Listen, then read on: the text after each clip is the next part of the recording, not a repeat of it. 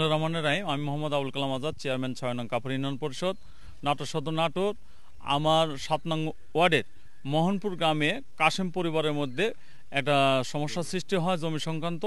এই সৃষ্টি হওয়ার পরে পারিবারিকভাবে একটা ছেলের বউকে জমি রেজিস্ট্রি করে দেওয়ার কারণে অন্য পরিবারের অন্য সদস্য যারা ৬ ভাই আছে আরও, তাদের মধ্যে একটা দ্বিধাদ্বন্দ্ব সৃষ্টি হয়। এই প্রেক্ষিতেই হচ্ছে সাইফুলের পক্ষ থেকে রওশনের বউ হালিমা এবং বাবুর বউ হচ্ছে শাহনাজ, এদেরকে গরম পানি এবং গরম মরিচের গুঁড়া মিক্সার করে গায়ে দেওয়ার পরে এটা ঝলসে যাওয়ার পর আমি খবর পাওয়ার সাথে সাথে আমি সাবেক ইউপি সদস্য কাউসারকে পাঠাই এবং হচ্ছে সে নাটোর সদর হাসপাতালে ভর্তি করার পর আমি সদরের ওসি মাহবুব ভাইকে ফোন দিয়ে বলি যে এই ঘটনা ঘটছে আমার এলাকায়।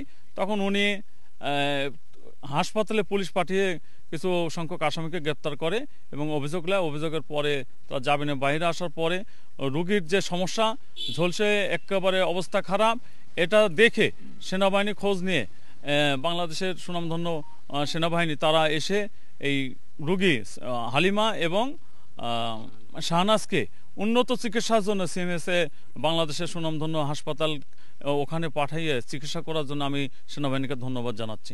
তাতে খুব খুশি আছি আমরা যে সেনা প্রধানের যা অনেক যারা চিকিৎসা করবে এর জন্য খুবই আমরা খুব খুশি আমরা।